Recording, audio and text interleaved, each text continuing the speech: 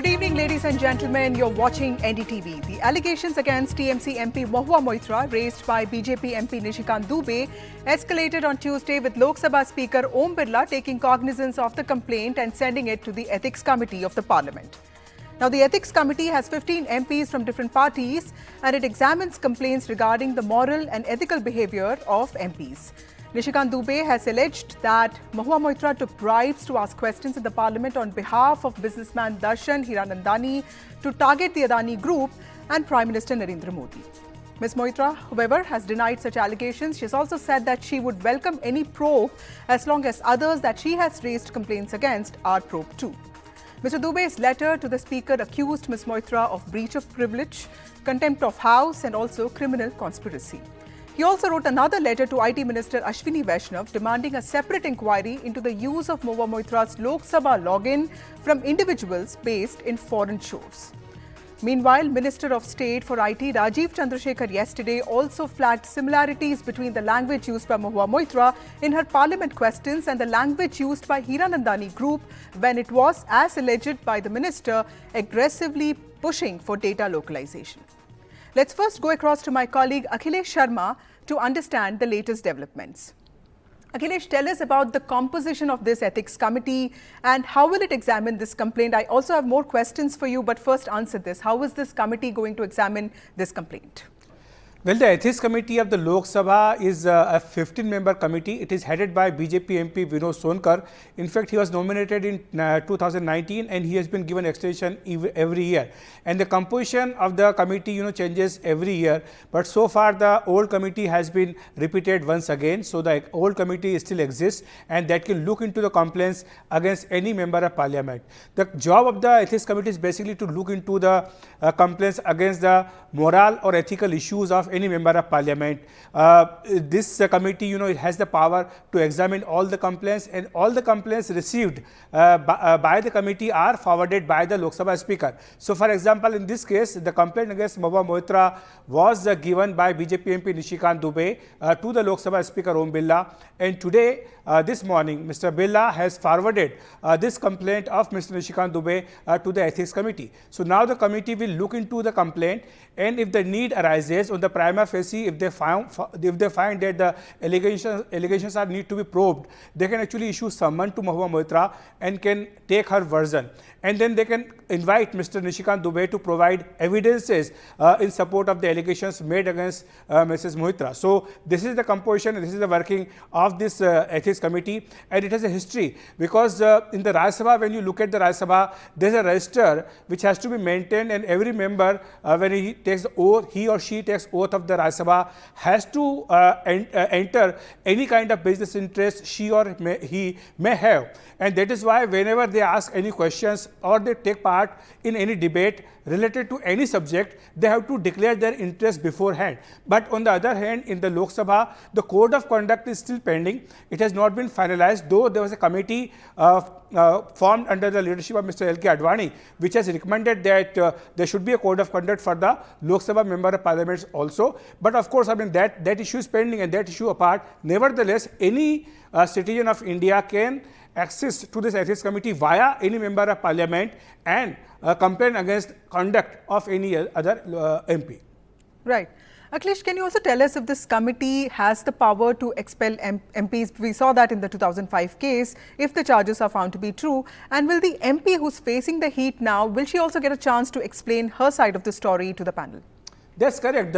Any member who is facing the allegations will be given a chance by the committee, and once the committee examines the complaint, they will prima facie decide whether to go ahead or whether to reject the allegations or not. So that the committee has to first meet, and then they have to go by the complaint, and then they will check the facts and they will ask the complainant to bring evidences against the member of parliament. And in this case, what can happen once the committee decides to go ahead, the committee can summon Mahua Moitra to give her version and also invite Mr. Nishikant Dubey to provide further evidences. And also Mr. Jayanand, who has made the allegations, he can also be summoned before the committee. And the committee will decide the procedure. If the committee decides so, then the allegation is that out of 61 questions which Mahua Moitra asked, 50 questions were in favor of a business house. So in that case, the committee can list all those 50 questions and can decide whether to summon the officials related to those answers, and can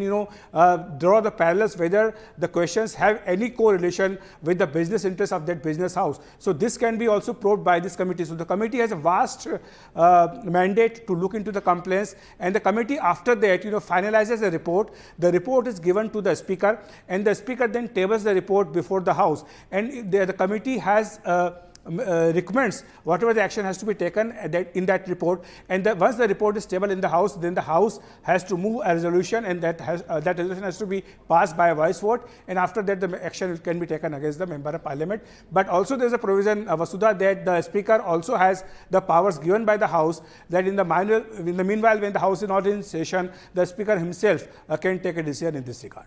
Right. Akhilesh, since you've also covered the parliament for so long, tell us how seriously are such complaints against MPs taken? Because here, Mahua Moitra is not just facing allegations of asking questions at the behest of businessman Darshan Hiranandani, but also for letting others use her Lok Sabha login, which could potentially pose online security threats to the parliament. Well, on the face of it, Vasudha, I think the allegations are quite serious. That's why prima facie the speaker has forwarded this complaint to the ethics committee.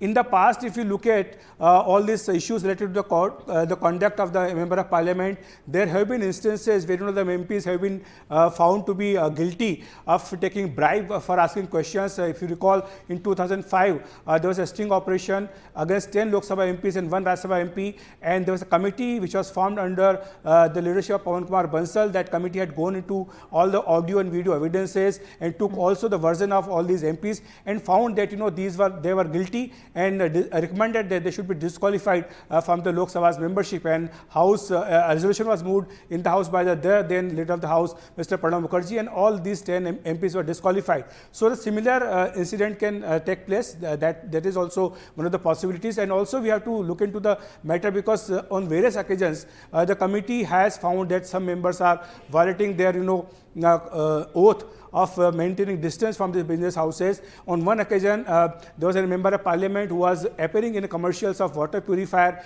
and also asking questions related to the water purifying industry. So there was a complaint against that MP. So these are the matters they are taken from time to time. Right. Thank you, Akhilesh, for telling us about the latest developments. One last question I wanted to ask you about this 2005 case, because I was reading about how opposition MPs then, Arun Jaitley and Sushma Swaraj, had also talked about how the parliament actually does not probably have the powers to expel MPs, and it should be left to the people of the court. So that also is an argument that could be looked into. What did the court in 2005 have to say on that? Well, it's a valid argument. This argument was given that point of time also, because the MPs are not elected by the speaker or appointed by the chairman, because they are elected by the people of India, and they represent a vast majority of people in their own constituency. And it is the right of the people that once they elect somebody, only they can recall them or they can replace them whenever the election takes place. The parliament does not have the power. This was the argument given at that point of time.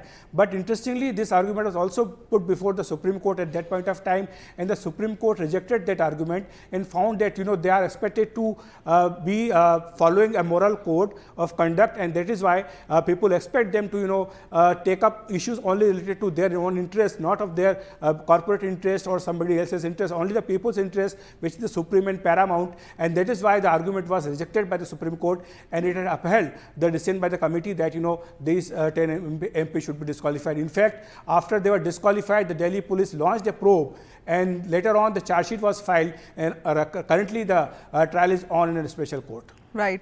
Thank you, Akhilesh. That was my colleague Akhilesh Sharma taking us through the latest developments. We also have former ASG Vineet Danda with us. Let us speak to him to understand the possible fallout of this case. Thank you very much for speaking to NDTV, Mr. Danda. So I was also asking my colleague Akhilesh Sharma, there is a code of conduct for members, of course, that has to be institutionalized, and they are also expected to declare their business interest. Explain to us the magnitude of this case being referred to the ethics committee, and since parliament questions are at the center of this debate, what kind of questions are MPs obligated to ask? Firstly, the allegation against Ms. Mahua Moitra is very big because she is a representative of public and she is in the institution. Parliament is the biggest institution our country has, which makes laws. And the member of parliaments are expected to have a very utmost and tight ethical conduct in their working. But as far as the allegations against her are concerned, they are very serious that she has taken bribe. And then she is asking questions which are purported to defame a very big corporate magnate to accommodate some other corporate magnate who's the competitor. Like she wanted to defame Adani Group to accommodate a corporate magnate which is in connivance with her, wants to defame the Adani Group. Now we have to understand one very serious thing is in this is, ma'am, that once her complaint has been referred to ethics committee, proper investigations will be done. And now the allegations are there with supported by a documentary evidence, which makes her case more difficult for her. And in this, she can be the criminal penalty can be attracted. And most important part is this, that in 2018, a bill was introduced by the parliament in which this corporate tie-up was also made criminalized. So the person who has bribed her also will be roped in. And that is a very important part. So Mahua Moitra faces a very serious questions at present as to why she took bribe and tried to defame a particular group, Adani Group, just to support the other corporate group, to give them benefit, which is totally illegal and highly unethical and immoral. It is a member of parliament is conducting in such a manner, then God is great, ma'am. Mr. Thanda, although the parliament has checks and balances, there are often questions raised on conflict of interest of MPs. In fact, in 2015, I was reading about how Prime Minister Narendra Modi himself had asked MPs to desist from participating in parliamentary committee meetings that discuss issues related to their businesses. Now, this was with regard to a parliamentary committee meeting on tobacco-related ads. Do you think only a strong law can restrict MPs from attempting to influence policy making or even asking parliamentary questions according to their individual interests? MC, law will desist in its own way, but a member of parliament has to show a conduct which is exemplary for others. Now, if a member of parliament who's a part of making a process of laws goes and become unethical, takes bribes and asks questions which are defamatory to other person, then ma'am, that God is only great for that kind of member of parliament. Such person doesn't need to exist in the parliament house, because parliament, a person is elected. Thousands and lakhs of people believe you. They give vote to you. And then you are elected to represent that particular constituency before the parliament. And such person going to such an extent and taking such derogatory steps to defame a particular person, ma'am, that is highly unethical. And member of parliament has to be morally and ethically, he should be aware or she should be aware of their conduct themselves. Laws are there in place. 2018 bill was introduced, Lok Sabha Ethics Committee is there. All these things are there, but a self obligatory conduct of a member of parliament is must, where she or he, like Mahua Moitra ji is there, she has browbeated her own conduct by taking money and becoming a part of committee and then asking questions which are defamatory to Adani Group. Adani Group is one of the most respected corporate houses of the country. Right. They are respected worldwide. They are giving thousands of crores, lakhs of crore rupees money to the country. They are giving lakhs of crores of jobs. If you are taking bribe to just defame a person like that, right, then God is great. Right. Such person, punishment is a different thing as per law. Right. But such person morally should not be a member of parliament. Right. Once allegations are made and certain evidences are given to them. Right. So thank you, Mr. Thanda. That was former ASG Vineet Thanda speaking to NDTV on the fallout of the Mahua Moitra allegations case and the implications of this case being examined by the Ethics Committee of the Parliament.